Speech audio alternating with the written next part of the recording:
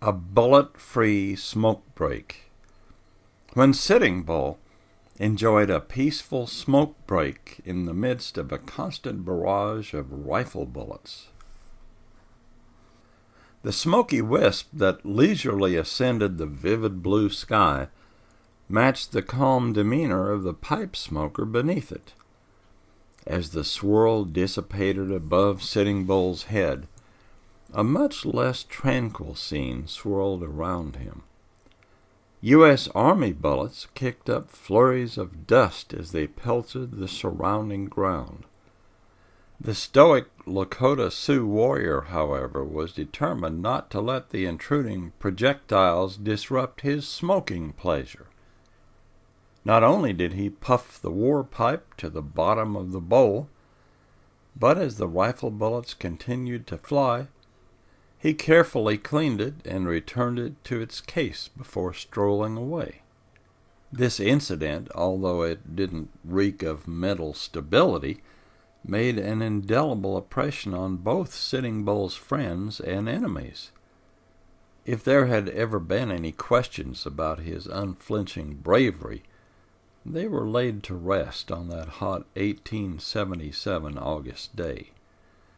His fellow Sioux warriors were battling soldiers who protected railroad workers along the Yellowstone River. During the fight, Sitting Bull and 4 others purposefully placed themselves within range of the soldiers' rifles and, as if picnicking in a peaceful valley, staged their smoky display of bravery.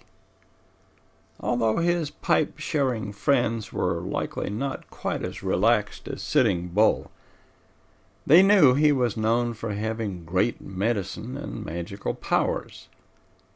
Whether or not that medicine and those powers were responsible for his bullet-free smoke break, his tribesmen, especially his fellow smokers, were likely transformed into true believers.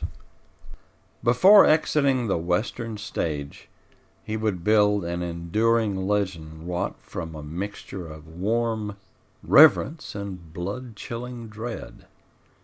The mention of the name Sitting Bull conjured images of years of raging war parties, culminating in a colossal victory along the Little Bighorn River, which the Sioux called the Battle of the Greasy Grass.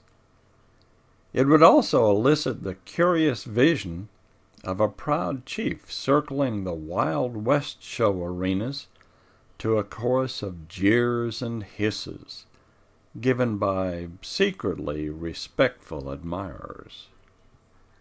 Many years before he would circle those arenas, the young Lakota Sioux boy circled the fields of his prairie homeland in present-day Montana.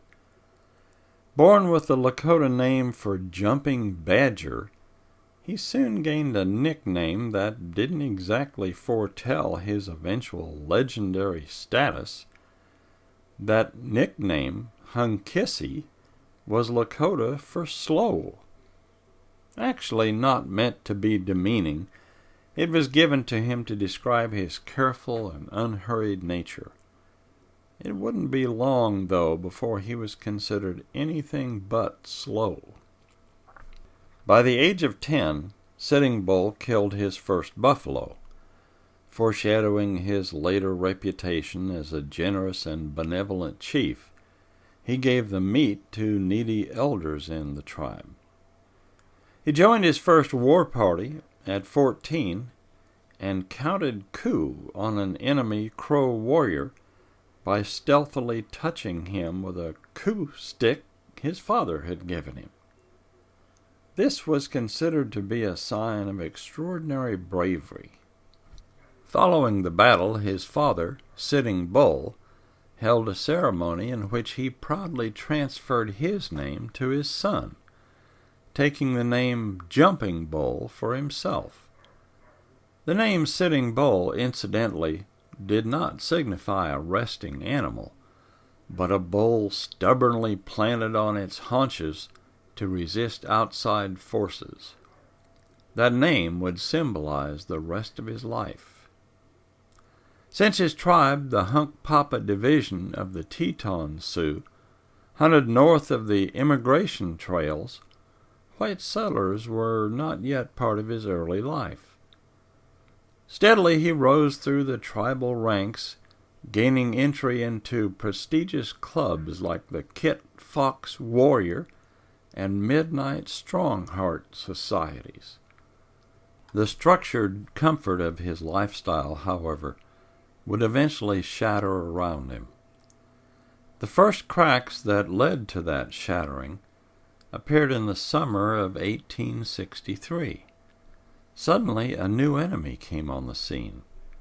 Unlike the rival tribes Sitting Bull was familiar with, the white government soldiers seemed to feel an Indian is an Indian.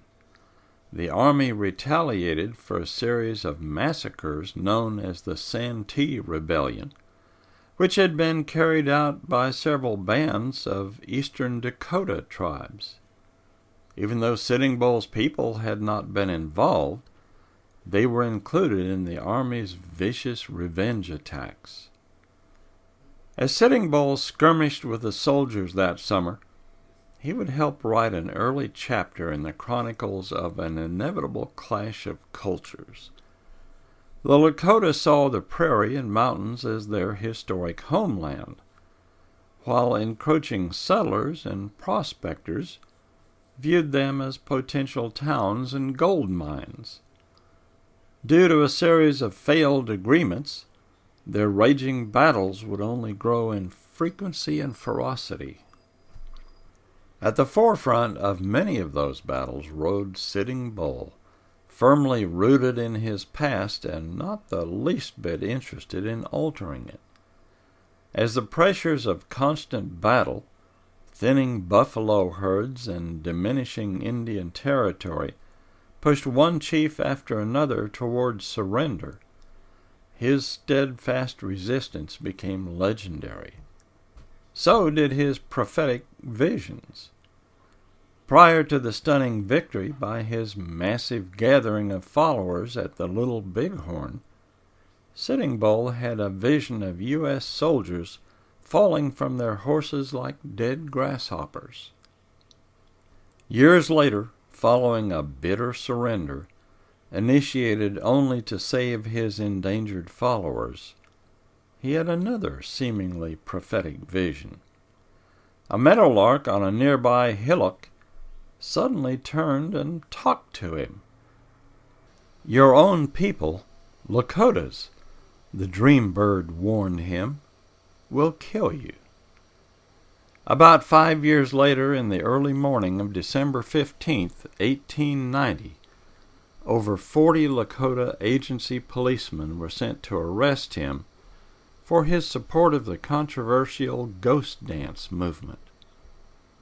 During a scuffle outside Sitting Bull's house, one of them shot and killed him.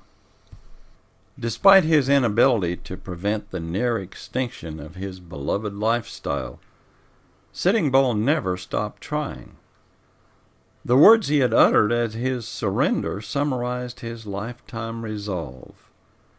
With the same tenacious spirit he had exhibited years before during his bullet-free smoke break, he solemnly reminded the witnesses, "I was the last man of my tribe to surrender my rifle."